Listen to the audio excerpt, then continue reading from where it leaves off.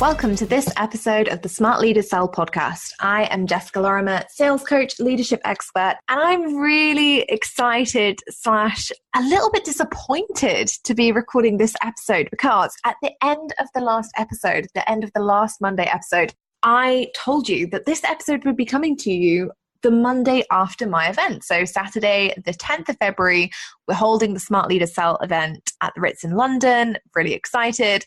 But obviously, I hadn't factored in the fact that Scott would not necessarily want to have to edit a podcast that was going to end up on his desk on a Sunday and then edit it in time for Monday. And when I thought about that, I was like, oh, that's so selfish. Like, ugh, that's a nightmare client move. So instead, I was like, nah, let's record this one in advance and just apologize to everybody. So apologies, all of you pod listeners, that today's episode is not going to be a recap of how the event went. That's going to have to be next Monday, because one of the things that I've realized, and that actually we're going to be talking about today anyway, so hopefully it'll be really interesting, is that in order to be a really good salesperson, you also have to learn how to be a really good customer. You have to learn how to be a really good client.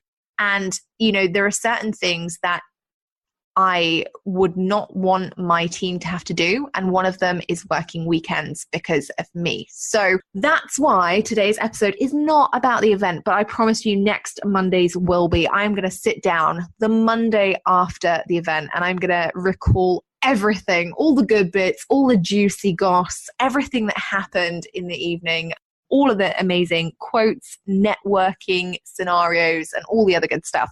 And I will put that in the episode for you next Monday. But rather than make Scott work weekends, I figured we could cope. We could cope with one more week, right? So here we go. Today, we're going to be talking about why being the best client will make you the best seller. So it's really interesting for me as I'm recording this at a time where I'm having to be a customer. Okay. So as we all know, my book, so if you're listening to this on Monday, the 12th of February, my book is officially out. Woohoo! As I'm recording this, I'm still waiting on my book to be delivered, and it's a very tense time, right? When you're waiting for the book to come back from the printer, it's tense. And, you know, I was looking at the ways that I've had to be a customer over the last couple of months for planning things like the event, for getting the book printed. And there have been times where I've had really interesting experiences and where it's really made me think about the kind of salesperson I am, the kind of salesperson I want to be, and what lessons I've taken away from that. So, shameless plug, if you haven't picked up a copy of the book yet, please go check it out on Amazon. And if it looks like something that you're interested in, i.e. the mini Bible to sales and selling online, then make sure you go and grab a copy because it is racing off of the shelves. I'm saying that because we already have pre-orders. So I'm saying it in integrity. It's not just that I'm sat here in my living room with like 100,000 sat next to me and my mum wants a copy. We actually already have a lot of pre-orders. So by the time you listen to this, I can safely say they are flying off the shelves. Please make sure you go and grab a copy if you want one. Now, juicy stuff, okay? Why is being a good customer so hard? Okay, now, I don't know about you, but I'm quite a polite person. I say please and thank you. If somebody is in my way, I will say excuse me. I ask people when I need help. I'm generally a nice person to know. You know, I don't get that upset about anything. I don't tend to rant and rave at random people in the street. And I can safely say that I am a nice person because, hey, I have got on the tube in London and I have smiled at people despite being crammed into somebody's fairly odor-fueled armpit. Okay, so I can safely say that I'm a good person generally. But there's something about being a customer or a client that can actually be really interesting to see how we shift. And sometimes it can shift our mentality. And as salespeople, you know, ultimately we're designed to be empathetic. We're designed to help other people figure out their emotions around what's going on, what's stopping them making a big purchase decision, or what's helping them to make a big purchase decision, so that we can ultimately empower them to make the right choice for themselves. However, sometimes when we become a client, we forget all of the work that salesperson's done, and then we act in a way that perhaps doesn't make us feel great.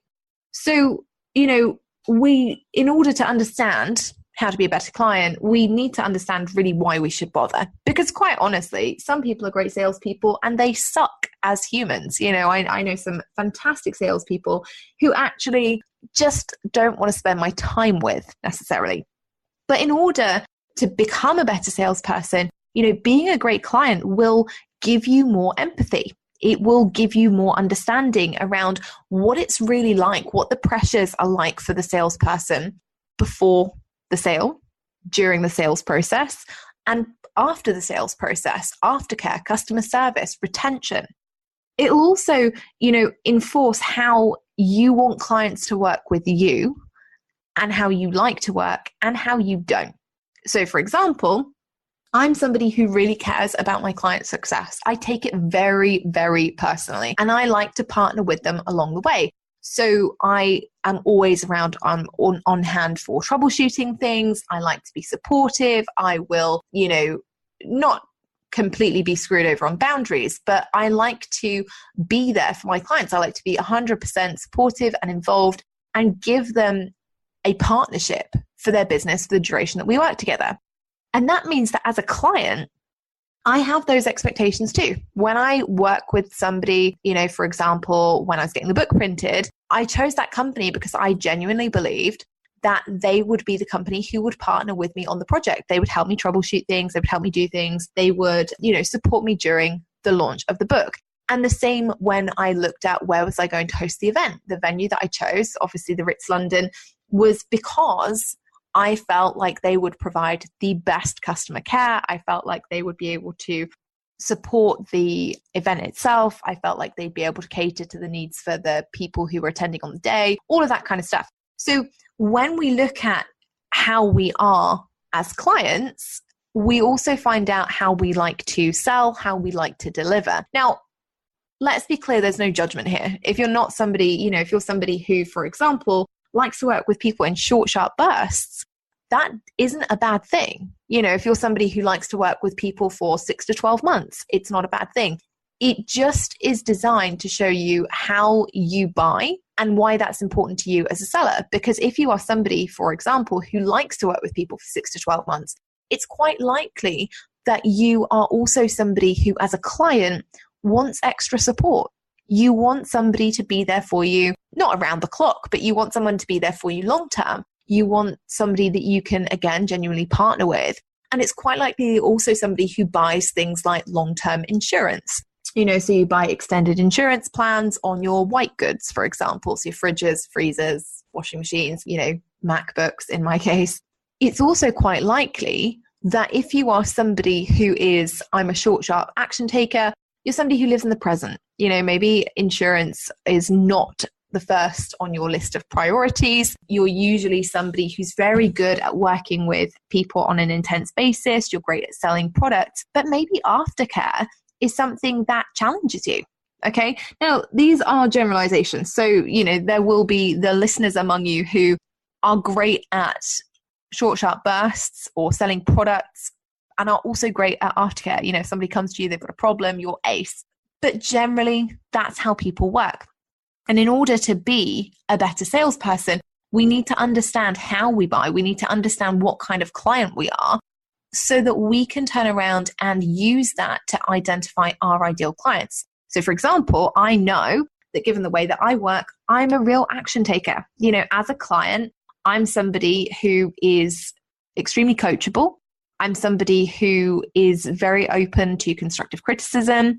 I'm very open to feedback, and I like to just take action. If there is something in my business that isn't working, I'm going to fix it, and I'm going to try and do, a multitude of different things. Sometimes that means that I rush ahead. Sometimes it means that I do things that I haven't necessarily thought through properly. Sometimes it means that my team gets the rough end of the stick because they have to catch up and patch up all of the tech fails that I have along the way. But ultimately, I'm somebody who, as a client, is an action taker. I want things done immediately. And I am kind of rushing through life to make things better, make things more efficient, tweak things, test things, do things. That means that when I'm looking at my clients, generally they're very similar. Most of my clients, again, are action takers. They are coachable. They're open to feedback. They're transparent about their way of working. They have integrity. They are keen and hungry for results. That's their main goal. That's what they come for. And that's what they're determined to achieve. And they don't let other things distract them from that. Okay, now that's not to say that they don't have mindset things or that they don't get the occasional bout of the gremlins on the shoulder or anything. But generally, my clients are very like me and we work really well together. So that's what I'm putting out that I want. I want these action taker clients. I want these busy clients. I want these people who are ready to scale and succeed and, who really are hungry for success. That also means that I'm not a great fit for people who want to take it slow, for people who want to take 12 months to, go through different strategies, for people who want to sit down once a week, every single week for the next 12 years. I'm not that person's right fit coach. But I only know that because of the kind of client that I am, because I don't want to sit down with my coach every week for the next 12 years, trying to figure out minute details to change. I want to take action immediately. I want my coach to sit down on a Monday and go, Jess, go do this, and it to be done by Tuesday so I can be looking at the results by Wednesday. Okay, that comes from the type of client I am. So when we're looking at why it's important for us to be a good customer, it's not about just being polite. It's not about just sending people nice emails. Sometimes, in fact, it's about setting the boundary and sending people some pretty short and abrupt emails. But it's important because ultimately in life, as with everything, you get what you put in. Now that sounds really woo. And some people are going to call it woo. They'll call it energy, karma, mirroring. You can have whatever name you want for it. But ultimately in sales, we all know that if you are putting out a request for an ideal client and you're very specific about it, i.e., I want to work with people who are earning less than 10K a month, who are clear action takers, who want to implement their first funnel and make 10 to 20K a month for the next 3 months, that's specific. And you will get that if that's what you put out, because ultimately you're helping people self-identify, you're helping people move through your process, and you are asking specific people to show up, okay? Whereas if you are vague and fluffy, you're going to get a bunch of people who are vague and fluffy. Now, when I was in sales, when I was working in corporate sales, we looked at this and we called it reflection. And so my boss would sit down to me and he'd be like, okay, so what's going on with client A? And say client A had been in the sales process for a long time. They just weren't making a decision. Every time I called, they were ignoring me, or they were just kind of like, oh, things are fine. We just haven't come to a decision yet. We'll get back to you next week. My boss would look at me and go, okay, what have we done to cause that? And the answer usually was, oh, well, maybe when I set up that initial sales process, I didn't set the boundary. I didn't establish the fact that actually we needed to be done with this process by this date, or we would move on and offer that particular project or software to somebody else. So it could be that. It could be that actually I haven't been great at following up with them. So, they're mirroring me because I don't seem that interested in their business. I'm not following up with them every week. I'm not chasing down their door. I'm not ringing them and making sure that I'm checking in and making them feel cared for and valued. So actually they're doing the same to me. And that probably means that they're talking to other salespeople, behind my back. They're having meetings with them and they're trying to figure out another solution. Now, in the online space, we see this, and a lot of people will talk about it energetically, and people feel like ultimately, if you are putting out there, or if you're going out into the world and you are not investing, for example, in premium coaching, but that's what you're selling, it's out of integrity. And you're calling in something that you're not doing yourself. So actually it's not going to line up. And again, we can put this down to reflection. One of the things that I used to always tell my team in the corporate world was that ultimately we can't expect clients to invest in us more than we are prepared to invest in ourselves. And in the corporate world, that meant if we're not prepared to invest the time and the energy in understanding our product, in understanding our service, in, following up with people correctly, setting up a great precedent for good customer service and care, then we can't expect clients that are loyal. We can't expect clients that are willing to buy from us more than once. We can't expect clients who are going to show up when times get tough for us. And equally in the online space, I still stand by that statement. We can't expect to take a client further than we are prepared to go. So if you are selling something that you think, oh, okay, nobody's paying me premium prices for my coaching, but you've been very open about the fact that you don't want to pay a coach, you don't want to invest in yourself, you're going to do everything on your own, then your audience is learning from you. Your clients are picking up on what you are telling them, and they're reacting to that, and they're showing you with their debit or credit cards, right? And they're not paying you, because why should they? You're telling them and you're showing them that they should just learn to do it themselves. Okay. So reflection is a big part of being a salesperson, and it's a big part of being a client, because ultimately when we are a client, when we are a customer, we are looking for people who match up. We're looking for people who have similar values to us. We're looking for people who are similar to us, who have similar senses of humor, who are selling something that we want and need. But ultimately, because we're human, we are buying from humans. We're buying from the people. And so it's really important that we know them, we like them, we trust them. And typically we do that with people who are most like us. Okay. And it's a really interesting phenomenon. In fact, I was talking about this when I went to Channel 5 the other day, and we were talking about the gender pay gap.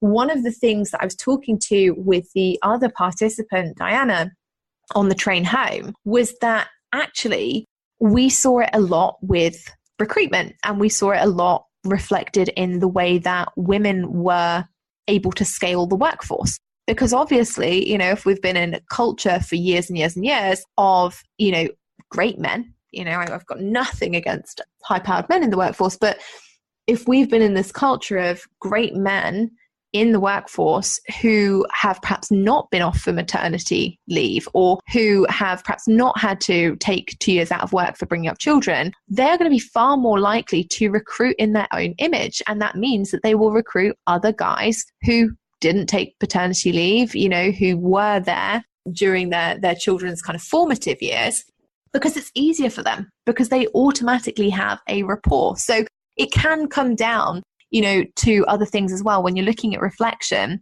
do remember that as a client or as a salesperson, you are automatically going to have an immediate rapport with some people quicker than others, because you are reflecting your own image. You're looking at your own values. You're looking at your own standing in the community. You're looking at your own ambitions and those kinds of things.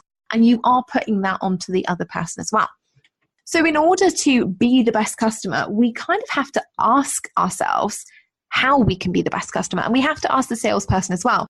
Now, recently, I obviously was having the book printed, and having a book printed is no small feat. I kind of thought it was easy. I kind of thought it was one of those things where you sent it to the printers. This is obviously very naive of me, but you sent it to the printers. They had a Word document or something, and they just kind of printed off a bunch of copies, and everything was good. That was how I imagined this process. When I finally decided on a printer, and I said to them, hey, how can I be the best customer for you? What can I do that is going to make your life easier and help you to help me? The guy was like, okay, here is what I need from you. I need all of your artwork files in this size. I need all of your manuscripts in this format. I need all of your paperwork by this date. And then that will mean that we can ship it on time. We can get everything done. Now, that meant ultimately that I had a clear boundary set out right from the beginning. I knew what I had to do. I knew by what dates. I knew that, if I could get these things done in the formats that he wanted, in the time frame, that he would be able to fulfill his part as a salesman and ultimately get me the best delivery process, all things considered. So when we look at it from that perspective, we also have to look at, when we're a salesperson, how are we asking our clients to show up? Now, this isn't a question that many people ask their clients all that often, because usually we're so excited that they're paying us. We're like, woohoo, great. They're giving us money. We just want to do everything we can to keep the client happy. That's usually the big problem when it comes to managing client expectations and having issues with those clients, because ultimately we're not setting out how we want to work with them in the first place. So when you look at yourself as a customer, you've got to say, how am I being the best customer in this situation? How am I being the best client? Am I really making it easy for the salesperson to do their job? Am I really making it easy for my coach or mentor to help me achieve my goals? And if I'm not, what's stopping me? Okay. And that's a big question. Sometimes it is that we just don't want to be coachable that day. Sometimes it is that we, genuinely feel fear around what we're being asked to do. Sometimes we need more reassurance. But the point is, you have to set the expectations. And we are able to do that as clients. We're able to figure out if a salesperson says to us, your sofa will be delivered on this date, make sure you're at home. We're able to make sure that we're at home that day. We take the day off, we get our partner to take the day off, and we make sure we're there to kind of take the delivery. However, as salespeople, we don't always do that. And it is something that is really, really important. Set the expectation, okay? Set the expectation before people buy. So you can say, hey, this is, if you want to coach with me, this is what it's going to look like. You're going to be required to fill out your welcome pack, book in your first session, come to your session, prepared with questions. 24 hours before, submit your questions. 24 hours after, submit the 3 main points that you're going to go away and work on that week. There can be lots and lots of things that you want to set that expectation on. And then you might also have a contract with that client. Okay, or you definitely should have a contract because it protects you and it protects the client, where you outline those expectations again. Now, this isn't just to kind of browbeat your customer into being a really robotic Stepford client, but it protects them. It gives them the ability to say, hey, Jess, you said that I needed to show up before my calls, like 24 hours before my calls, and submit my questions. And I've done that, and then I've shown up to this call and you didn't seem prepared. So what's the deal? Or, hey, Jess, I submitted my 3 action points after our call last week and I didn't get any accountability on those action points. And so I didn't really understand where I needed to go. Okay, so it gives your clients the ability to have their expectations managed. It provides a safe environment for them. But equally, it does the same for you. If somebody doesn't submit their welcome pack, one of the biggest things that I always hear of is from web designers who say, and quite rightly so, we can't design the website unless we have the content. Like, we can't make the website go live if we haven't got the content for it. So when you're in that situation as a salesperson, if you have it in your contract, hey, this is how you can be the best client and these are my expectations of you. When the client does not do the work, you can call them out and say, hey, according to our contract, you're supposed to submit all your content by this date. It's now this date and your content isn't submitted. And that means your website's going to be 2 weeks late. So, make sure you get it in by this date or we're going to experience a further delay. And the client has to deal with that. They have to take responsibility because it's been pointed out to them. They've signed a contract. They understand the actions that they could have taken to be the best client. And instead they chose not to. Okay. So when we are looking at how we behave as clients, we do have to look at our behavior mentally. So in terms of, are we gearing ourselves up for success? Are we taking the actions that are going to enable the salesperson or the delivery person to help us achieve the goals? We have to look at the way that we behave towards that person and how we deal with troubleshooting, how we deal with issues. So for example, my book has been delayed from the printers and I was really good about it. The first few days I tried calling and tried emailing to see if there was anything I could do. I provided an alternative delivery address because I thought that might be easier. It's in the city, so it wouldn't waste as much time and those kinds of things. And actually, generally, when my clients have issues, when they have things that they need to troubleshoot, or when I say, actually, it's my birthday, so I'm not going to be working that day and we need to move our call, my client's like, oh, okay, cool. And they'll be flexible and adaptive because that's what they're seeing me do all the time.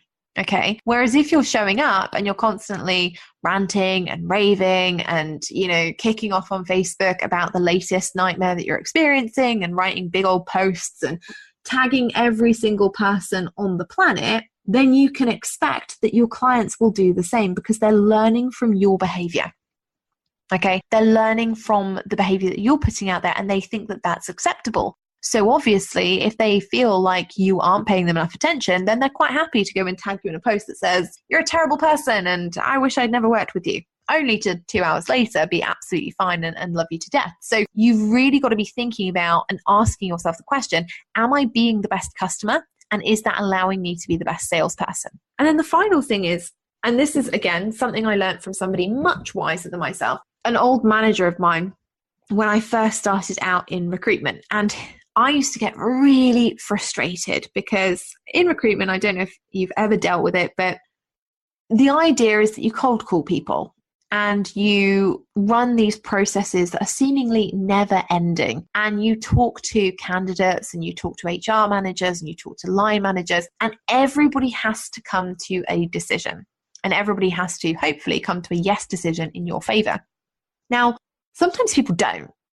Sometimes companies don't get back to candidates in time. Sometimes line managers decide to go with somebody different. Sometimes people don't provide the right feedback. Sometimes the candidate doesn't want to go and take the job. And it all gets very, very confusing and frustrating. And if communication isn't dealt with quickly and effectively, it can be really, really hard work on the poor little recruiter who sat there trying to manage 3 different people for one process and then who has like 20 other candidates in play for other things.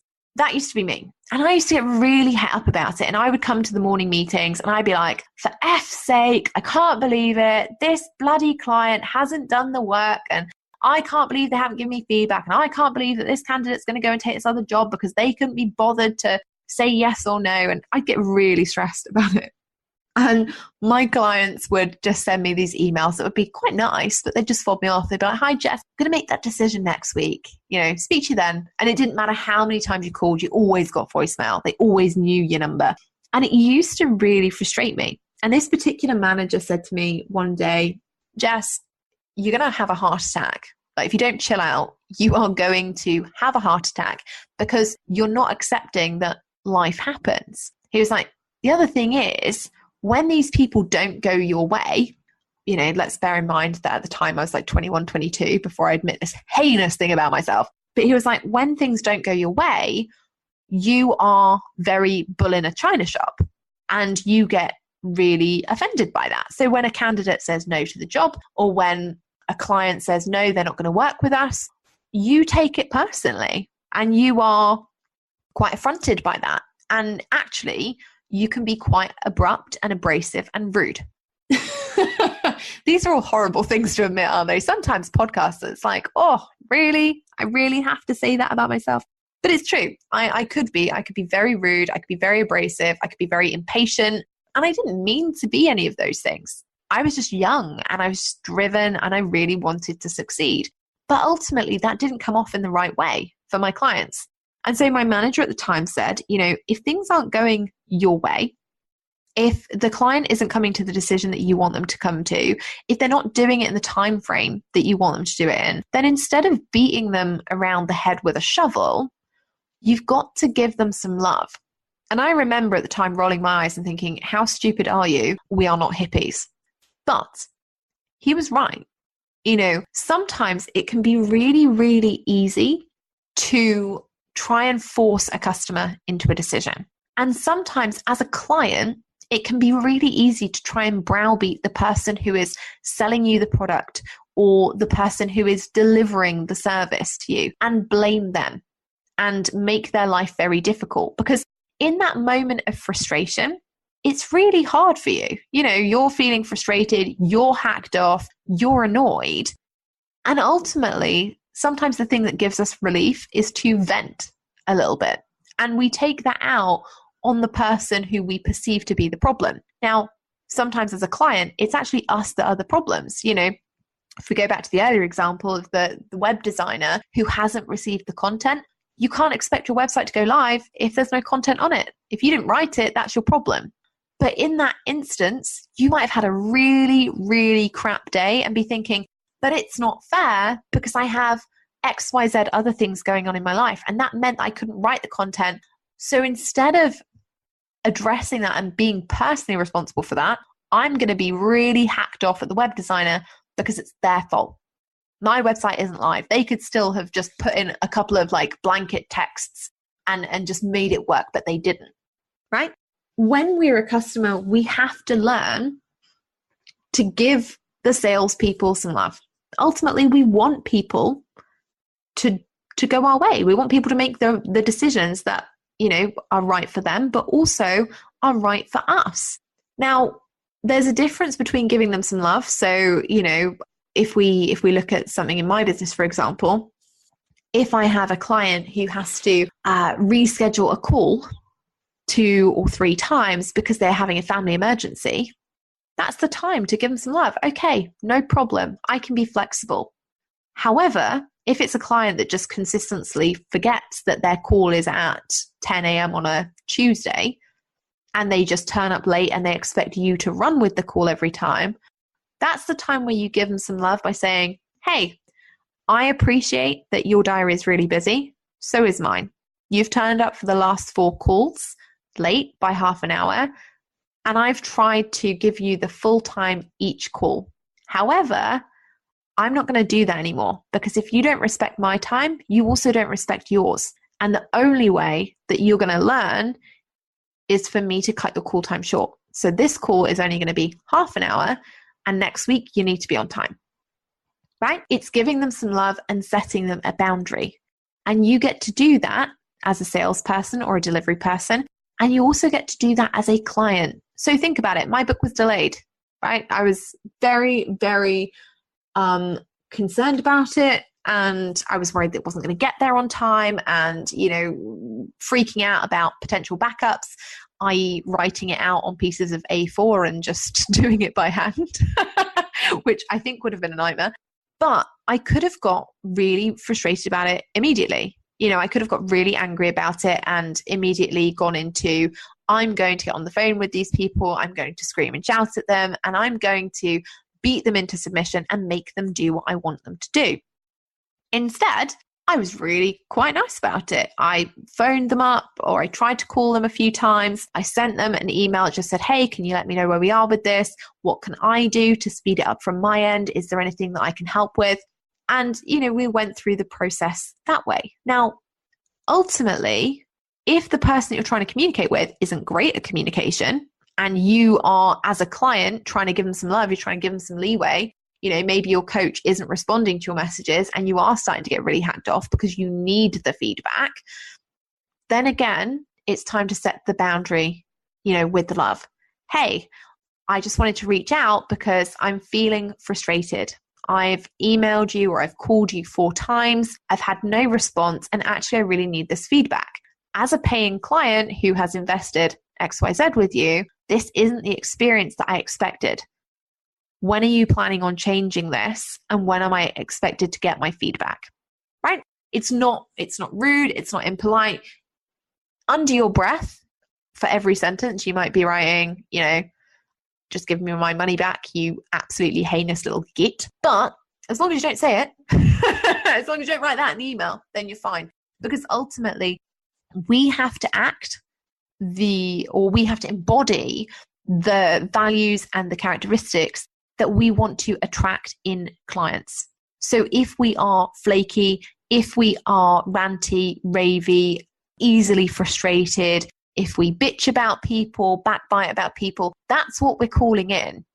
Okay, that's the kind of clients that we're going to get. Because when you behave like that, other people who behave like that are attracted to you. Whereas if you start asking yourself the question, how am I being the best client? How am I showing up as the best client? How can I be an easier client to deal with for this person who's providing the service or delivering the product?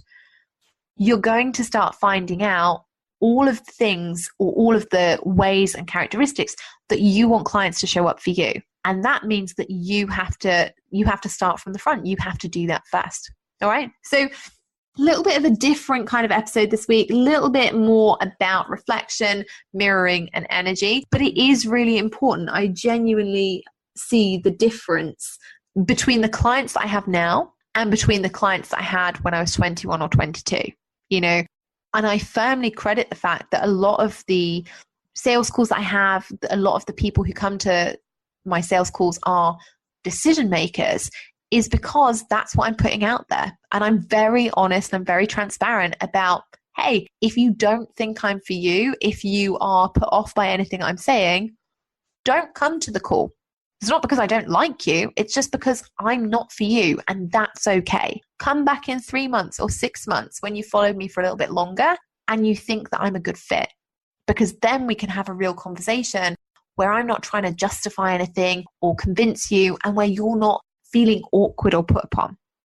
Okay, there's a really big difference. So think about that. If you are going through this week and you're thinking about, maybe you already have clients who aren't ideal clients, maybe you have clients who aren't showing up in the right way, think about using these strategies to deal with it. Think about setting healthy boundaries. Can you give them some love? Do you need to be flexible, or do they need to understand that your time is precious and they need to start dealing with that? Think about how you are as a client. Are there any instances where you have been a little bit ashamed of your behavior? Or do you think, actually, I'm a really good client and I'm not getting the service that I expected from somebody, and I need to set the healthy boundary? You definitely act, or you definitely attract what you act. That's awful grammatically, but it is very true. So please, please make sure that this week you are putting out there exactly what you want, and that you're writing that down in your emails, your social media posts, and hopefully your client manifesto. Anyway, that is all for today's episode. I am really sorry that it's not a summary of the event. I'm really, really excited for that episode. I really can't wait to record it. But I do know that not recording it on the Sunday is the best thing, because hey, that's me trying to be the best client that I can be. And that means that none of my clients now are going to expect me to work weekends. Maybe. So if you've enjoyed this episode, please leave us a review. Let me know how we are doing on iTunes. I always love hearing from people who are enjoying the podcast and who are listening to that frequently. Pop me an email and let me know if you have any questions about sales that you would like to discuss on the podcast. I will see you in Friday's episode, where we are being joined by one of my favorite entrepreneurs, and by one of the entrepreneurs in this space that I think is a secret superhero. So join me on Friday. We'll be talking about that. And then I will be back the following Monday to give you the lowdown from the first ever Smart Leaders Sell event. I will see you in the next episode.